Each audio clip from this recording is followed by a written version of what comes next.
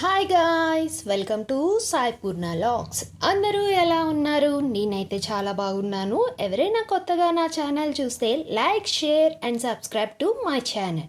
And today vlog వచ్చేసి chicken curry. Let's prepare. ఈ chicken కర్రీకి కావాల్సిన ఇంగ్రీడియంట్ చూసేద్దాం రండి.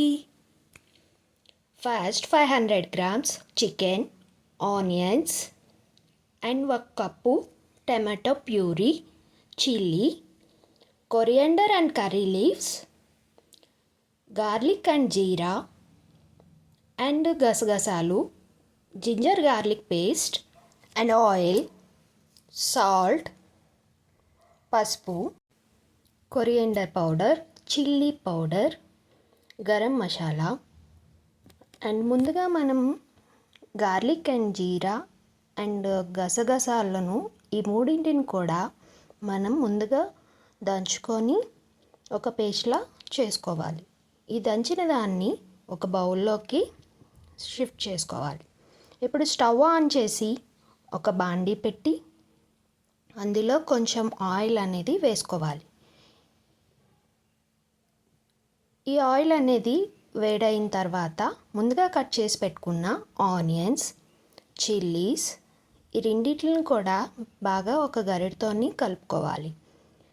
ఇలా కలుపుకున్న తర్వాత ఆనియన్స్ అనేవి మెత్తబడడానికి ఉప్పు, పసుపు వేసుకొని ఒక గరిటెతో బాగా మిక్స్ చేసుకోవాలి. ఇలా మిక్స్ చేసుకున్న తర్వాత ఈ ఆనియన్స్ గోల్డెన్ బ్రౌన్ కలర్ వచ్చాయి కదండి.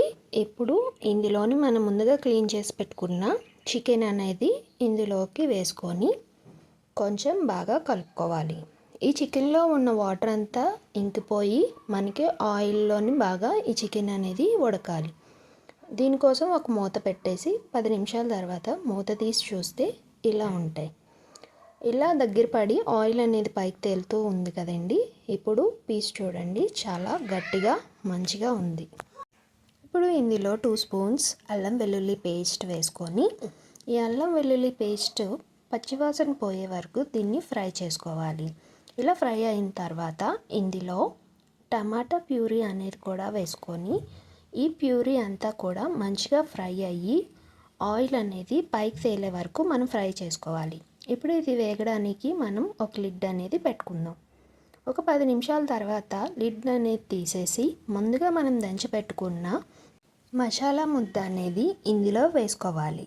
ఇలా వేసుకున్న తర్వాత ఒక గరిటెతోని బాగా కలుపుకోవాలి. ఈ మసాలా ముద్ద వల్ల మనకి చికెన్కి మంచి ఫ్లేవర్స్ అనేవి బాగా అందుతాయి. ఇప్పుడు ఇందులోని 1 స్పూన్ ధనియాల పౌడర్, 1 స్పూన్ గరం మసాలా, 2 స్పూన్ల కారం కూడా వేసుకొని దీనికి బాగా మిక్స్ చేసుకోవాలి.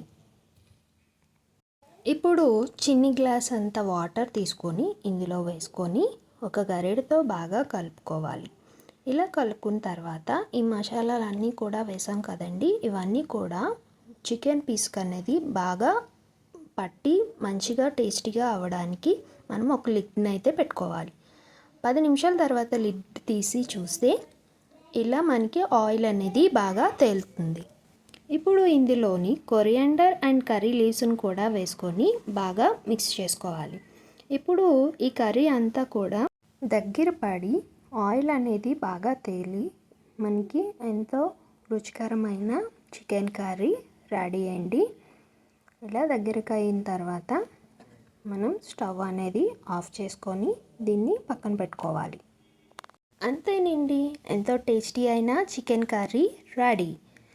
ఇది రైస్లో కానీ రోటీస్లో కానీ చాలా అంటే చాలా బాగుంటుంది. మీరు కూడా ట్రై చేసి ఎలా ఉందో నాకు కామెంట్ సెక్షన్లోని కామెంట్స్ అనేది పెట్టండి. అందరికీ కూడా బాయ్ బాయ్.